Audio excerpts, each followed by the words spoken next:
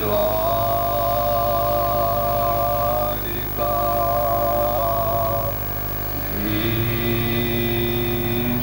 की जय।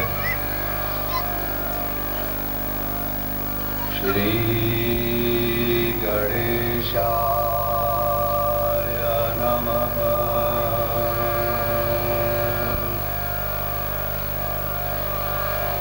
श्रीमातृपितृभ्यो चरणकमलेभ्यो नमः। श्री सरस्वत्यै नमः।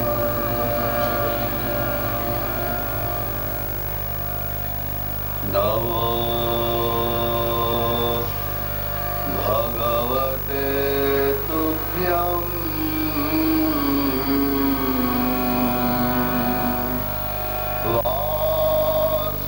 वासुदेवाय धीमहि। प्रद्युम्नाय अनिरुद्धाय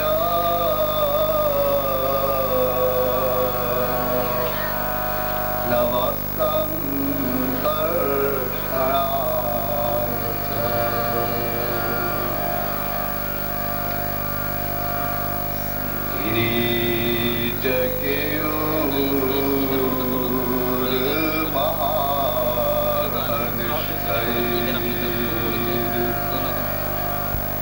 मण्ड्योत्तमालङ्कृत सर्वगात्रम्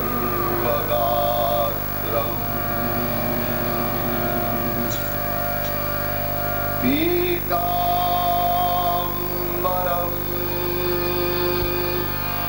काञ्चनचित्रानद्धम्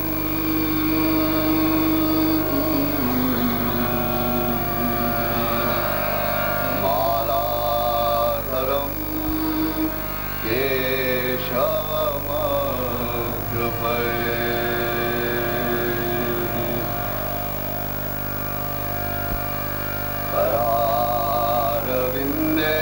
करारविन्देन पदारविन्दम्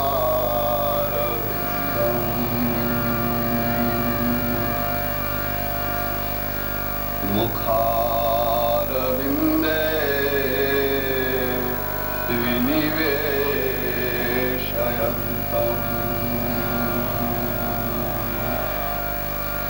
वटस्य पत्रस्य पुटे शयानम्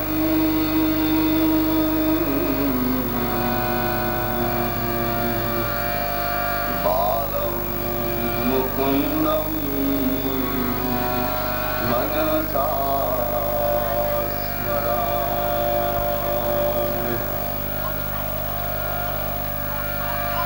कृष्णाय वासुदेवाय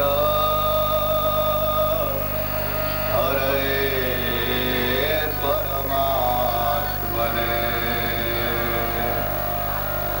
प्रणतः क्लेशनाशाय गोविन्दाय नमो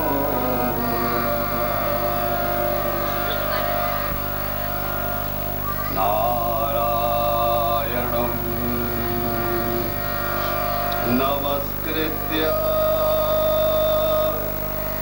नरं चैव नरोत्तमम् देवीं सरस्वतीं व्यासं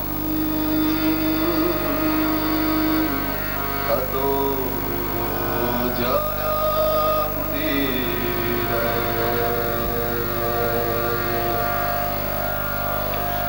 कृष्णचंद्र भगवान की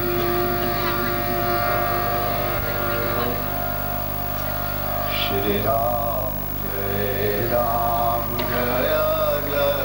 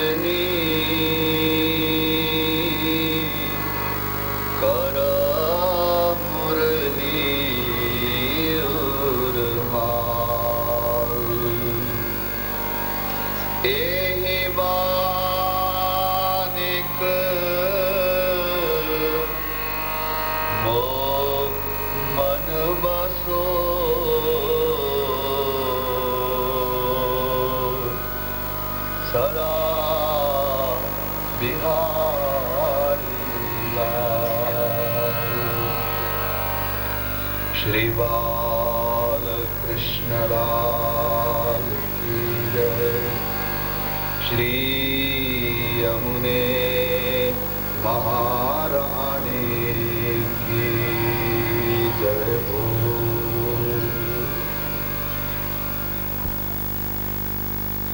एक प्रकाश है, इस तरह से आप उसकी कल्पना कर सकते हैं कि रात को कितना अंधेरा होता है और प्रातः काल में जब सूर्य उगते हैं तब कैसा होता है। वैसा ही आपका हृदय इस रात्रि की कालिमा जैसा अंधेरा होता है, लेकिन आपके भीतर जब ज्ञान और प्रेम इकट्ठे हो जाते हैं तो आपका हृदय प्रकाशित हो जाता है। उस प्रकाश को पाने के लिए ही आप मनुष्य हुए हैं।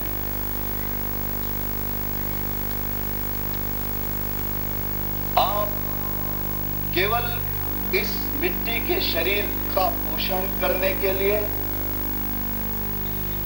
और अपने आसपास फैले हुए स्वजनों को मेरा मेरा करने के लिए नहीं जन्मे हैं आप। ये आपके जन्म का प्रयोजन नहीं है।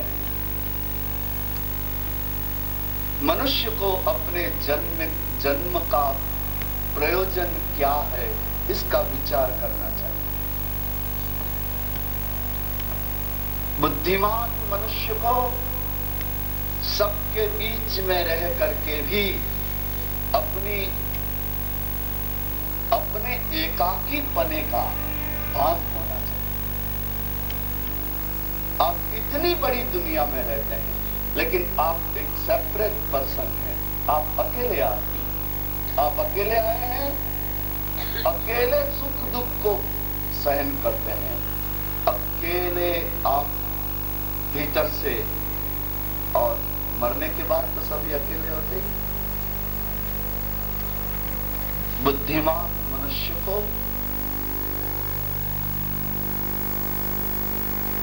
अपने जन्म के प्रयोजन का विचार करना चाहिए। मैंने क्यों जन्म लिया है?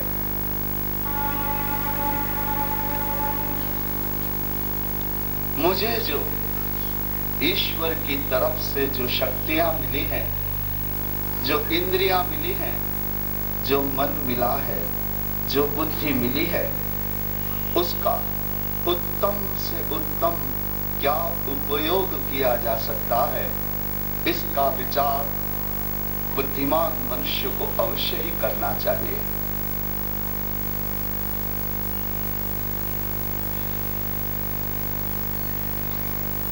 जो विचारवान नहीं है वह तो मनुष्य ही नहीं है। केवल हाथ पांव और आकृति और आकार मनुष्य का हो जाने से कोई मनुष्य नहीं हो जाता।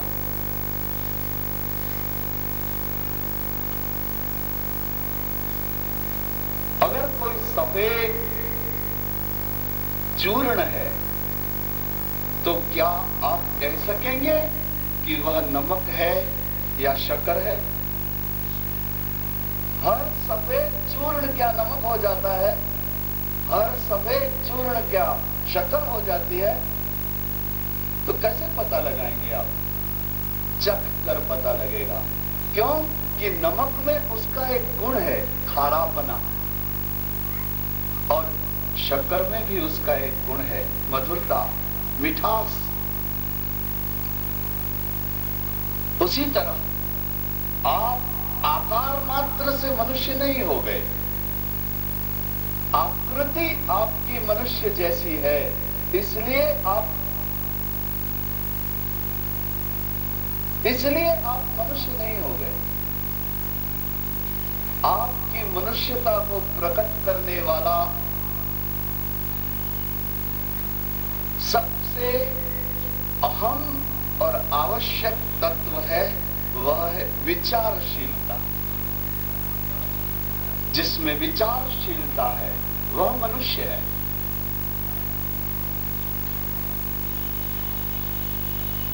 आप ऐसा कह सकते हैं कि विचार तो हम बहुत से करते हैं। सवेरे से उठते हैं तब से विचार ही करते हैं। नहाने का विचार, खाने का विचार, कमाने का विचार, खर्च करने का विचार, मित्रों का विचार, शत्रुओं का विचार, अपनों का विचार, परायों का विचार, ये सब आप विचार करते ही हैं। आप ऐसा कह सकते हैं कि नहीं, हम विचार करते हैं।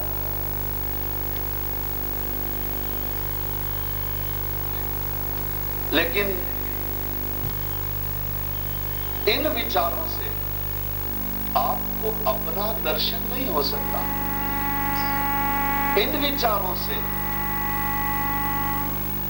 आप अपने जीवन के उत्तम मार्ग को नहीं पा सकते। आप जिसके लिए प्रयत्नशील हैं वह सुख और शांति आप इन विचारों से नहीं पा सकते। अतएव इसीलिए बुद्धिमान व्यक्ति को अपने जन्म का प्रयोजन विचार करना चाहिए। जो विचारशील है यही मनुष्यता का लक्षण है, विचारशीलता।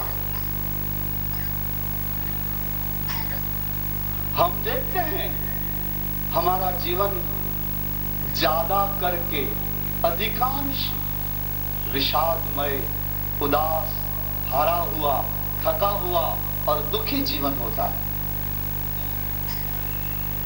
कोई लोगों के चेहरे पर रोशनी नहीं दिखाई देती ज्यादा।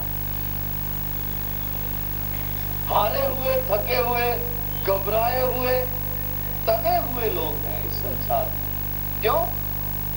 इसलिए कि उनके पास प्रकाश नहीं है, उनके पास रोशनी नहीं है, उनके भीतर सूर्य अभी उगा नहीं है, उन्होंने अभी प्रेम का स्वाद जाना नहीं है, उन्होंने संपूर्ण अस्तित्व से किसी को प्रेम किया नहीं है।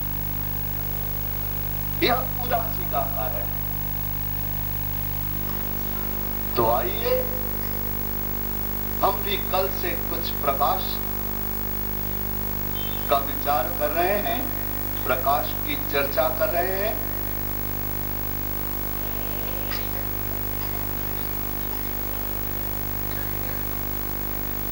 उस अवधूत दत्तात्रेय के आनंद का रहस्य स्वयं अवधूत दत्तात्रेय ही कह रहे हैं।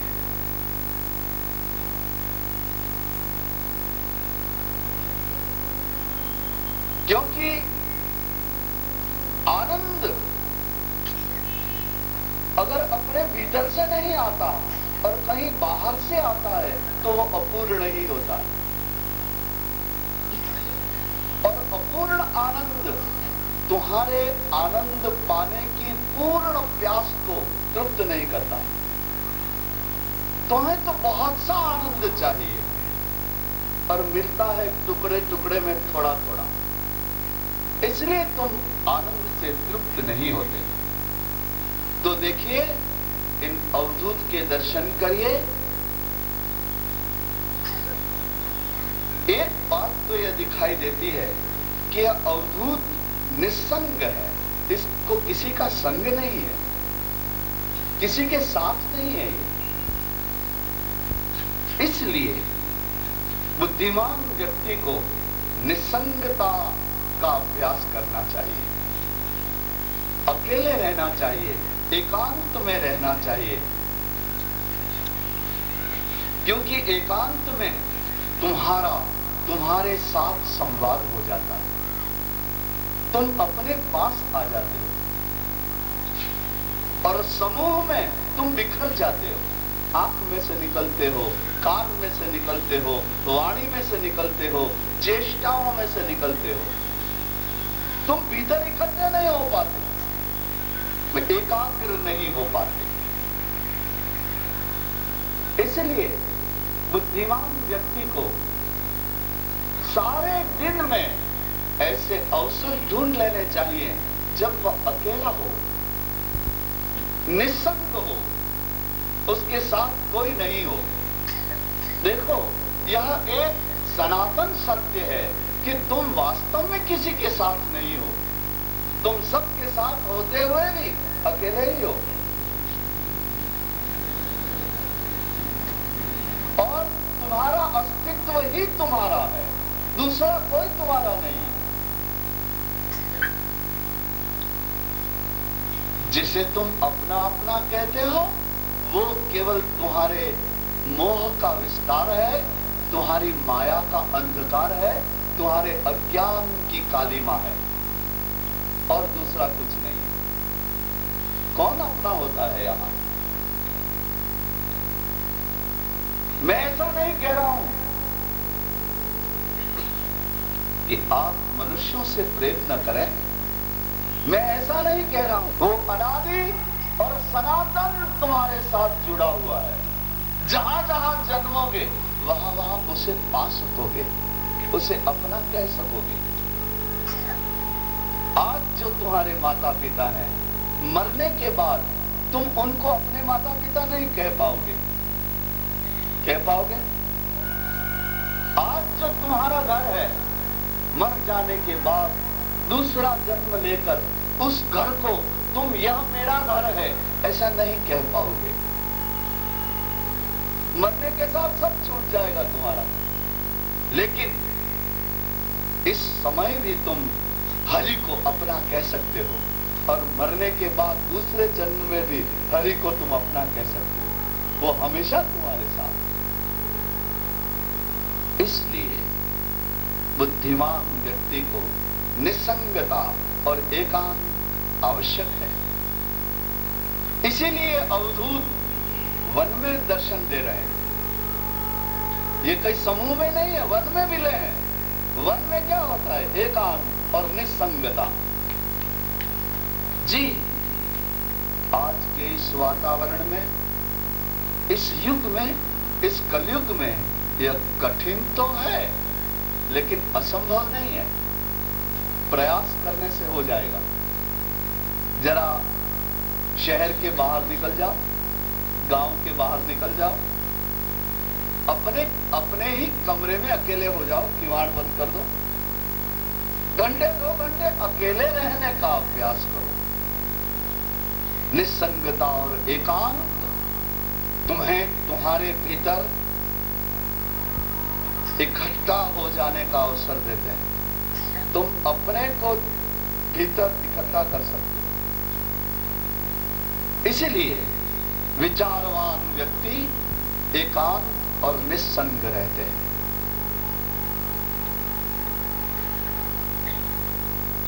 अवधूत दत्तात्रेय उस यदु राजा को अपने आनंद का रहस्य बता रहे हैं, अपने सुख का रहस्य बता रहे हैं।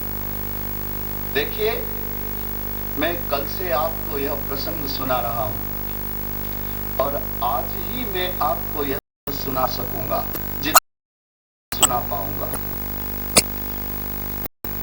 मैं जानता हूं जो विषय मैंने कहने के लिए चुना है वह सामान्य व्यक्तियों के लिए बहुत रसमय नहीं हो सकता, लेकिन अगर किसी को इस ज्ञान की में रस नहीं आता तो वो इस का कोई दोष नहीं है, वो उसका अपना ही दोष है, उसकी अज्ञता है। इसलिए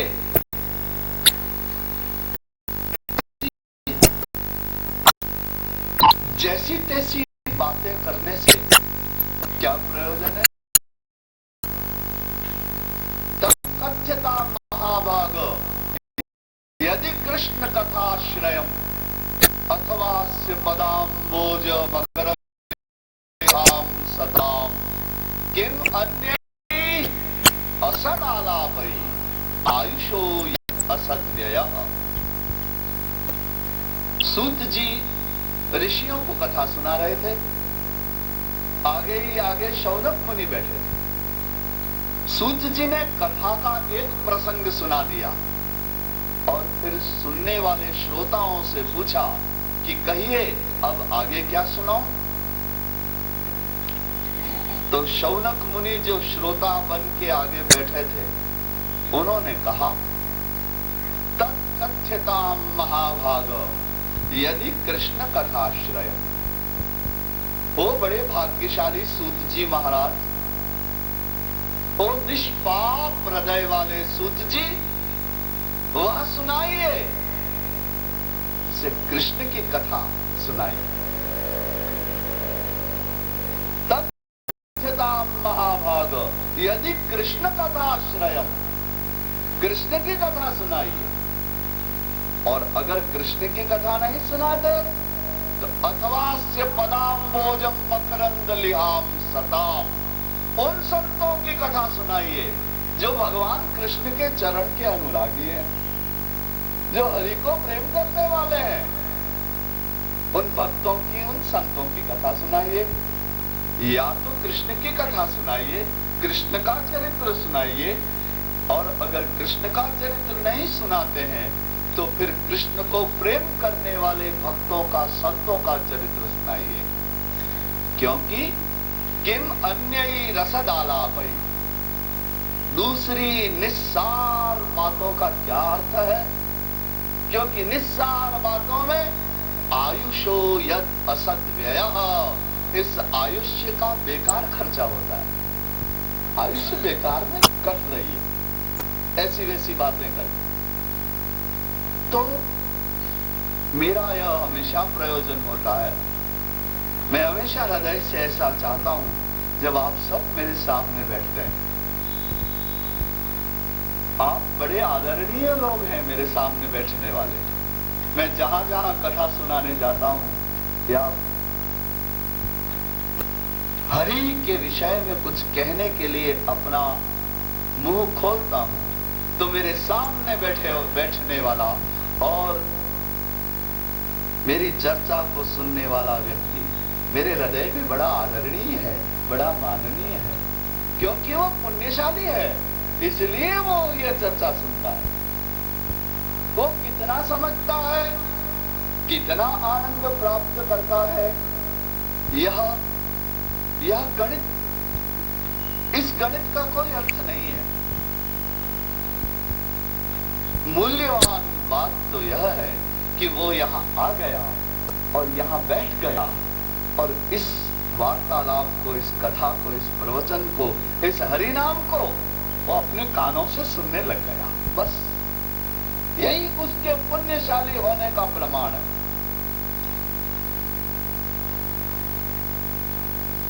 बड़े भाग्यशालियों को भगवत चर्चा मिलती, बड़े भाग पाई सत्संगा। संतों का समागम बड़े भाग्य से होता है। ये अवधूत अपने हृदय में भरे हुए परमानंद का शब्दों के द्वारा दान कर रहे हैं। उस यदु राजा को बताते हैं कि देखो, आनंद ज्ञान से प्राप्त होता है और ज्ञान गुरुजनों से मिलता है। अब आप गुरुजनों के पास जाते नहीं, आप प्रणिपात नहीं करते, आप प्रश्न नहीं करते, आप सेवा नहीं करना चाहते और आप ज्ञानी हो जाना चाहते हैं, तो ऐसा तो संभव नहीं। देखिए,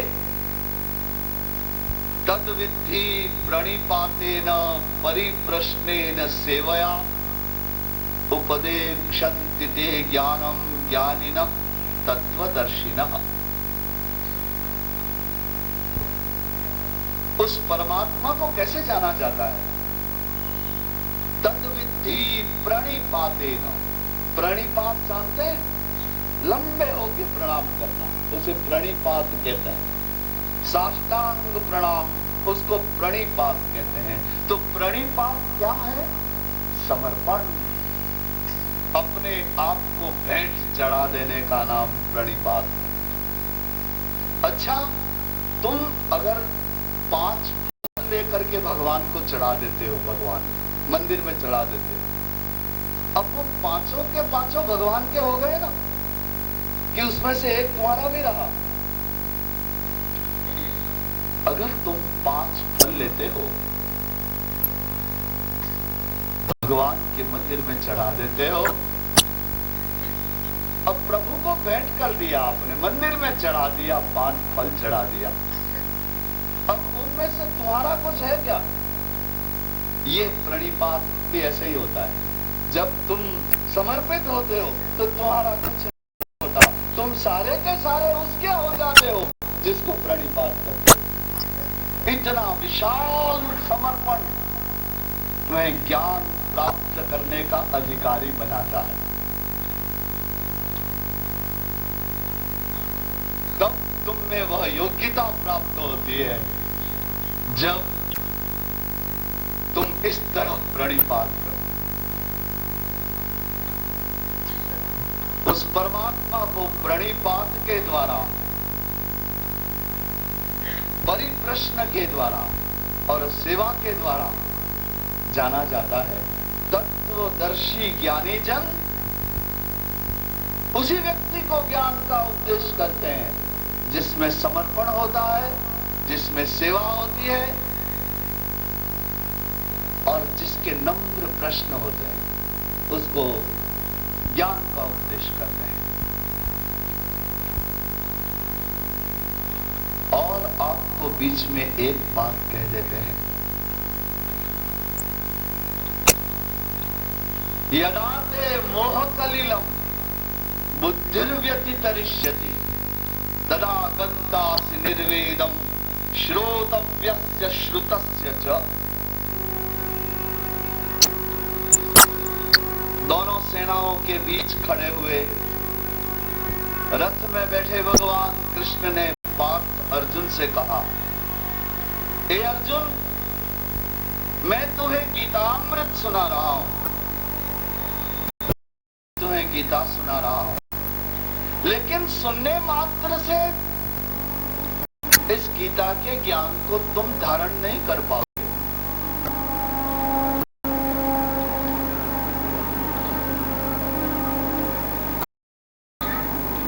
इस ज्ञान को धारण करने के लिए तुम्हें मोह से दूर होना पड़ेगा।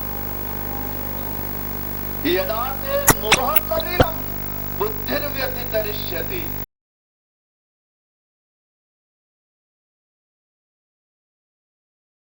तदा गन्तासि निर्वेदम श्रोतव्यस्य श्रुतस्य च। अब कोई हीरा है, अगर वो कीचड़ में पड़ गया तो फिर वो चमकेगा क्या? उसी तरह से यह चमकदार बुद्धि मोह के कीचड़ में फंस जाती है। मोह किसे कहते हैं? अज्ञान। असत्य को सत्य मानना मोह है। जो झूठ है उसे तुम सच माने चले जा रहे हो और उसी को पकड़े हुए हो और समझने को तैयार ही नहीं हो। जरा भी किसी की बात कान पर नहीं आने देते। तुम जो समझ रहे हो उसे ही सच जान रहे हो। मोह है। यदा ते मोह कलिलम बुद्धिर्व्यतितरिष्यति। हे अर्जुन, कृष्ण ने कहा, जब तेरी बुद्धि मोह के कीचड़ से बाहर निकलेगी, जैसे हीरा कीचड़ में पड़ा हुआ नहीं चमकता, उसे बाहर निकालकर पानी से धो लीजिएगा तब चमकेगा। उसी तरह इस बुद्धि को मोह के कीचड़ से जब बाहर निकाला जाता है, तदा गन्तासि निर्वेदम श्रोतव्यस्य श्रुतस्य च। तब व्यक्ति सुने हुए और सुने जाने वाले ज्ञान को धारण कर पाता है। नहीं तो सुनना जो पीछे कभी सुना हो वो भी नहीं पता है, और आज सुन रहे हो वो कल चला जाएगा, वो रहेगा ही नहीं। तो इसलिए सुन करके धारण करना, और धारण करके फिर उसको आचरण में, जीवन में, विचारों में लाना, यही तो की साधना है। इसी को तो तप कहते हैं, इसी को तो साधना कहते हैं। तो दत्तात्रेय अवधूत कह रहे हैं अपने आनंद का रहस्य बता रहे हैं। देखो राजा, मुझे जो आनंद है वह ज्ञान से है, और ज्ञान मुझे अपने गुरुजनों से मिला हुआ, और मेरे एक नहीं 24 गुरु हैं। और सुनो, मैंने एक बार अजगर को देखा, उसको भी अपना गुरु बनाया। अजगर जानते हैं ना, बहुत विशाल। अजगर को मैंने अपना गुरु बनाया। क्यों? कि अजगर शक्ति होते हुए भी निश्चेष्ट रहता है, ज्यादा चेष्टाएं नहीं करता। जो उसके पास आ जाता है वही उसी को आहार करता है, वो आहार के पीछे नहीं दौड़ता। जैसे दूसरे सारे प्राणी आहार ढूंढने के लिए निकलते हैं, अपने शिकार को दौड़ करके पकड़ते हैं, लेकिन अजगर ऐसा नहीं करता। अजगर अपनी जगह पर रहता है, खड़ा रहता है। नहीं मिला तो भी अपनी शून्यता में जीता है, प्रतीक्षा करता है। जब उसके पास आता है तब वह अपना आहार लेता है, और अधिक चेष्टाएं नहीं करता। ये ज्ञान मैंने अजगर से प्राप्त किया। आप में शक्ति है, बुद्धि है, फिर भी आप अधिक चेष्टाएं इस संसार के लिए मत करिए, क्योंकि उसका कोई परिणाम नहीं है। आप जितना कुछ कर रहे हैं वो यहाँ रखने के लिए ही कर रहे हैं, आपके लिए उसका कोई प्रयोजन नहीं। कितना खाओगे तुम, कितना पहनोगे, कितनी सोओगे? देखिए, मैं आपको एक छोटी सी कहानी सुनाता हूं। एक किसान था। किसान एक किसान था, उसकी छोटी सी खेती थी, माता बाल बच्चे, बड़ी परिश्रम से खेती करता था और जो कुछ भी उसमें पैदा होता उससे अपने परिवार का निर्वाह करता। एक दिन की बात है, सायंकाल के समय उसके घर एक अतिथि आया। तो अतिथि आया तो उसने अतिथि का सत्कार किया, उसको सुंदर भोजन कराया, उसके लिए बिछौना बिछा दिया, पलंग लगा दिया, पानी का लोटा भरा, नम्रता से उसको खिला पिला करके दिखाया और पूछा कि तुम कहां से आ रहे हो। उस अतिथि ने कहा, यात्री ने कहा कि देखो मैं बड़े दूर से आ रहा हूं। तो उस किसान ने पूछा कि तुम जहां से आ रहे हो वहां खेती कैसी है। जो किसान तो किसान की बात करेगा, वहां खेती कैसी है? बहुत अच्छी खेती है। क्या भाव मिलती है वहां पर जमीन? बोले 100 रुपए में 1 एकड़ मिल जाती। तो वहां तो बड़ी सस्ती जमीन है भाई, यहाँ तो 1000 रुपए में एकड़ मिलती है, उधर 100 रुपए में। मेरे पास तो 5 बीघा जमीन है, अगर 5 बीघा जमीन में बेच दूं और 5,000 आ जाए तो मैं वहां जाके 50 एकड़ का मालिक बन जाऊंगा। वाह! यात्री तो सवेरे उठा, रात को सो गया, सवेरे उठा, विदा हो गया। लेकिन वह किसान विचार करने लगा कि तो 1000 रुपए का एकड़ जमीन मिलती है, मेरे पास तो 5 ही एकड़ जमीन है, मैं तो छोटा सा किसान हूं। लेकिन अगर यह जमीन मैं बेच दूं और उधर चला जाऊं तो मैं तो 50 एकड़ जमीन का मालिक बन जाऊंगा। थोड़े दिन उसके मन में चलता रहा और फिर उसने वह जमीन बेच दी और 5000 रुपए ले लिए और वहां दूर चला गया अपने परिवार को लेकर के। और वहां उसने 5000 में 50 एकड़ जमीन खरीद करके, और वो तो वहां आराम से बड़ा आदमी बन गया। खूब अच्छी तरह से खेती होने लगी, खूब जमीन बढ़ गई, अपने आप को बड़ा समझने लगा। 2-4 वर्ष इसी तरह चले और एक दिन एक और यात्री आया शाम के समय। उसने उसको भी अतिथि सत्कार किया, उसको सुंदर भोजन कराया, उसे पानी पिलाया, उसके लिए पलंग बिछाया, उसकी सेवा की, उसको तृप्त करके, और शाम को रात को उसके पास बैठ के बात करने लगा कि भाई कहां से आते हो? बोले बहुत दूर से आ रहा हूं। कि वहां खेती कैसी है? बहुत हरी भरी है, जमीन बहुत सुंदर जमीन है। बोले बड़ी महंगी होगी? कि नहीं महंगी नहीं, 5 रुपया एकड़। तो बहुत खुश हो गया। रात भर उस अतिथि से बातें की, बड़े प्रेम से उसको सुलाया। सवेरे वो अतिथि उठा, उसका सत्कार किया, उसको विदा किया, चला गया। उसने सोचा कि अब तो मैं और ज्यादा बड़ा आदमी हो सकता हूं। ये 50 एकड़ जमीन 10 रुपए वाली बेच दूं तो ये 100 एकड़ हो जाएगी उधर।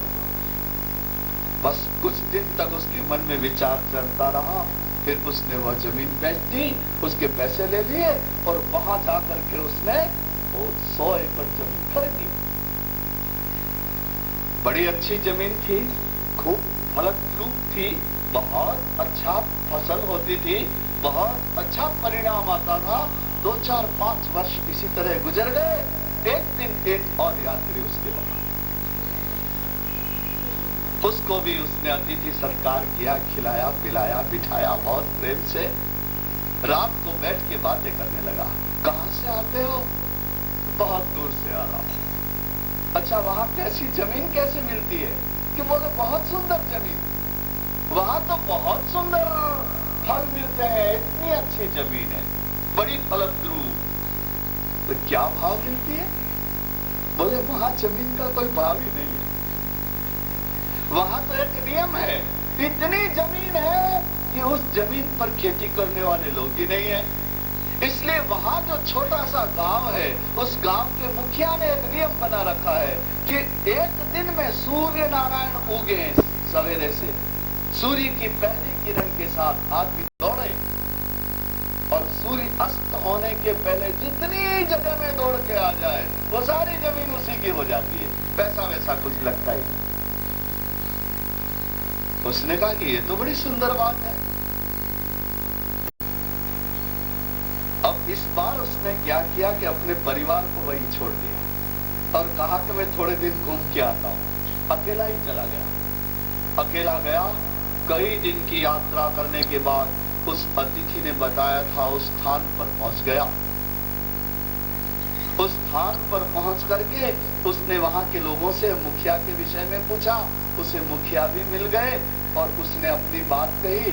मुखिया बड़ा गंभीर हंसी हंसने लगा। उसको भीतर से हंसी आई उस आदमी पर। उसने कहा कि हाँ, तुमने सच सुना है। मुखिया ने कहा कि तुमने सच सुना है। हमारे यहाँ जमीन इसी तरह दी जाती है। यहाँ जमीन बहुत है लेकिन खेती करने वाले कम हैं। तो तुम बराबर सुन के आए हो, क्या तुम्हें जमीन चाहिए? उसने कहा हाँ चाहिए, मैं दौड़ने को तैयार हूँ। अच्छा तो फिर आज विश्राम करो, कल सवेरे जैसे ही सूर्य उगेंगे वैसे ही तुम दौड़ना शुरू करना। जब अस्त हो सूर्य तब तक तुम जितना दौड़ लोगे उतनी जमीन तुमको दे दी जाएगी। अच्छा, ये सुन करके तो वह किसान बड़ा प्रसन्न होकर के अनेक प्रकार के मनोभाव और विचार करते करते रात को अच्छी तरह सो भी नहीं पाया। अंधेरे अंधेरे ही तैयार हो गया, नहा धो करके जूते पहन लिए, कपड़े पहन लिए, पानी का वो साथ में ले लिया, कुछ खाने की बिस्किट वगैरह भी ले लिए। और वो तो अंधेरे अंधेरे तो सोना था, वो तो मुखिया के घर में बैठ गया। उसके मन में ये गुस्सा आने लगा कि ये लोग इतने सोते क्यों हैं, जल्दी क्यों नहीं उठते। अब जैसे थोड़ा थोड़ा उजाला होने जगह, मुखिया ने अपने घर के द्वार खोले, सारा गांव इकट्ठा हो गया और सब मिलकर के व्यक्ति को लेकर के और एक छोटा सा पर्वत था, वहां गए। उस पर्वत पर सारा गांव इकट्ठा हुआ, मुखिया भी इकट्ठा हुआ और उस मुखिया ने कहा कि देखो ये सारी जमीन तुम्हारी हो सकती है, तुम जितने दौड़ोगे उतने। वो तो उतावला हो रहा था। तो मुखिया ने कहा कि अरे ठहरो, अभी सूर्य उगा नहीं, अभी जरा सूर्य नारायण को आने दो। और जैसे ही सूर्य उगा सबने उसके लिए आशीर्वाद, सबने उसको कहा कि तुम सफल हो जाओ और सबको नमस्कार करके वो दौड़ने लगा। उसने ऐसा विचार किया कि मैं चतुष्कोण बनाऊंगा, ऐसे दौड़ के आऊंगा। एक सुंदर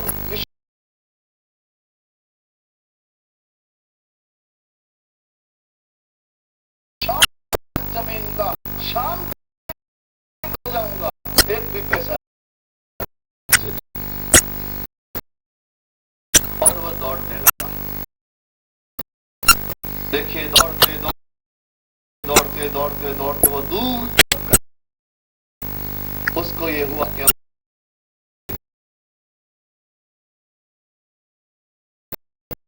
उठ जाना चाहिए। चतुष्क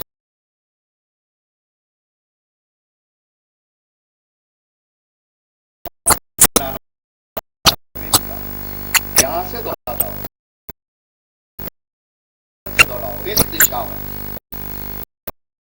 दौड़ते उसने कहा अपनी घड़ी, अरे बहुत समय हो गया, 1 बज गया, मैं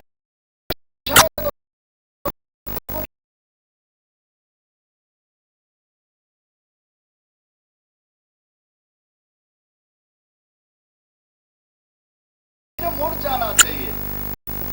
ऐसा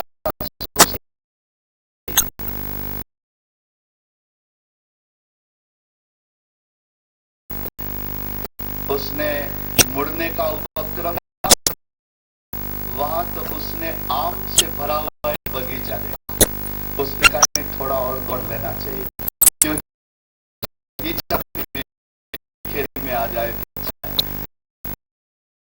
तो थोड़ा और दौड़ा, और दौड़ करके उस बगीचे को भी उसने लिया, और वो ऐसे दौड़ा। लेकिन ऐसे दौड़ते दौड़ते सवेरे से दौड़ रहा था, उसका कंठ सूखने लगा, उसको भूख लगी, लेकिन उसने अपने साथ लाए हुए बिस्किट में खाऊंगा तो भाई नींद आ जाएगी, नहीं दौड़ पाऊंगा, इसलिए फेंक दिए। थोड़ा पानी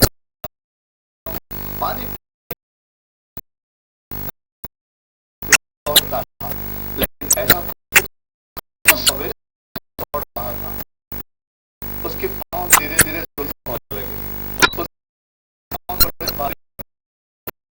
उसका शरीर थोड़ा लगा, पसीना आने लगा। उसने अपने उतार के कहीं, अरे ये जरा हो रही, उसने वो बड़ा डाल दिया और दौड़ा।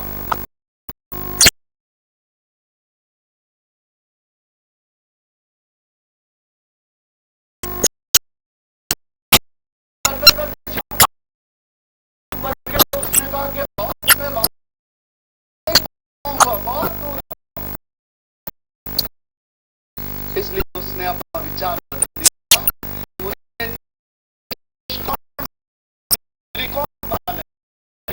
उधर से कैसे आ जाऊं। अब वो दौड़ा, लेकिन धीरे धीरे उसके पांव में छाले हो गए, आगे अंधेरा अब उससे कदम चलना मुश्किल होने लगा। वो जैसे करके आ गया कि देखो मैं नहीं पहुंच पाऊंगा। उसका राजा गया और तुम्हारी गति को और रोक देता है, ऐसी दशा हो गई उसकी।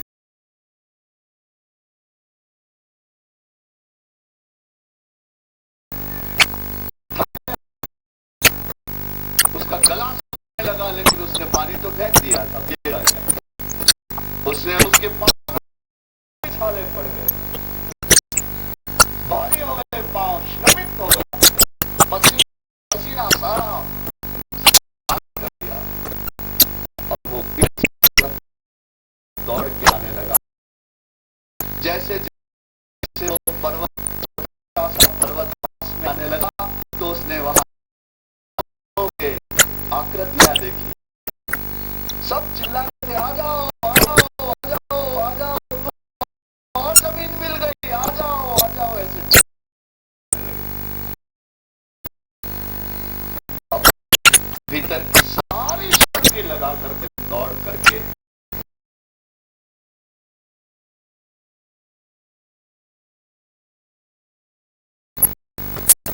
पास में आया, लेकिन तब अंधेरा हो चुका। लेकिन लोगों ने कहा कि देखो, तुम अपने उत्साह को मत छोड़ो, क्योंकि अंधेरा पर्वत के नीचे हो, इसलिए तुमको लगा है, सुना भी है। अपने जीवन की सारी शक्ति लगा करके उस पर्वत को चढ़ा, लोगों के पास पहुंचा, फिर जो नीचे गिरा कभी वापस नहीं उठा। तो गांव के लोगों ने उस अनजान यात्री के लिए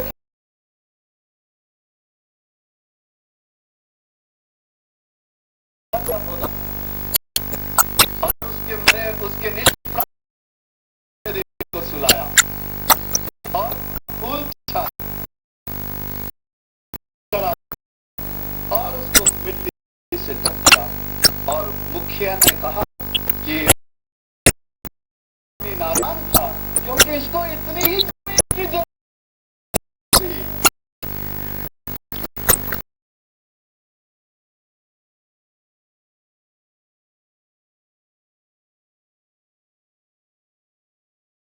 ये बेकार सारे जीवन भर जमीन जमीन जमीन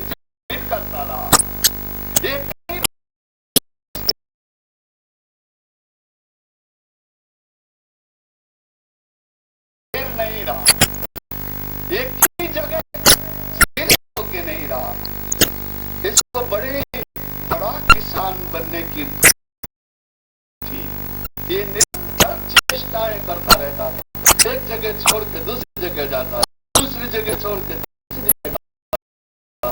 इसको बहुत सारी जमीन का मालिक बनना था, लेकिन ये जानता नहीं था कि इस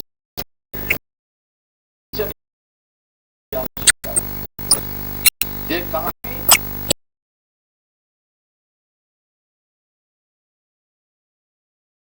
रशिया के लेखक टॉल्स्टॉय लिखी की जरूरत। तुम भी देखो तुम्हें कितनी जरूरत है।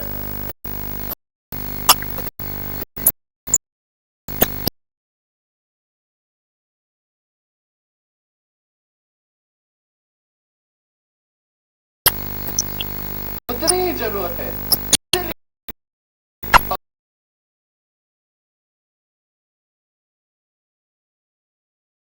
अपनी इंद्रियों से शक्ति होते हुए भी आदमी को अधिक चेष्टा नहीं करनी चाहिए। क्या प्रयोजन? अगर 10 एकड़ जमीन में मेरा परिवार सुख से रह सकता है, संतुष्ट और शांति से भरण पोषण हो सकता है, मुझे 1000 एकड़ जमीन की सकता है। यह शिक्षा मैंने अजगर से प्राप्त की। अजगर शक्तिशाली होता है, बुद्धिमान भी होता है, लेकिन निश्चेष्ट होता है और आनंद में होता है।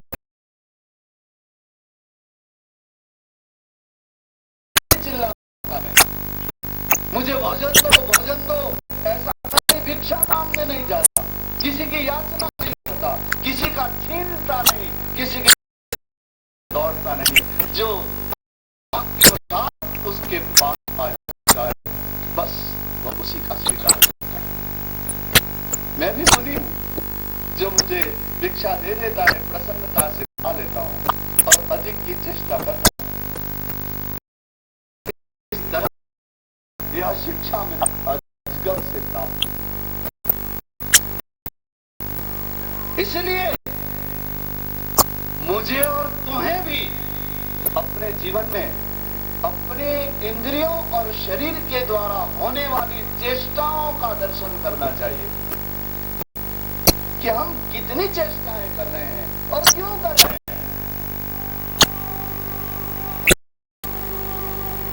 यह शिक्षा मैंने अजगर से प्राप्त की। अवधूत जी बोलने लगे कि एक दिन मैंने समुद्र के किनारे गया और उस समुद्र को भी अपना गुरु बना लिया, क्योंकि समुद्र विशाल है, गहन है और शांत है। ये समुद्र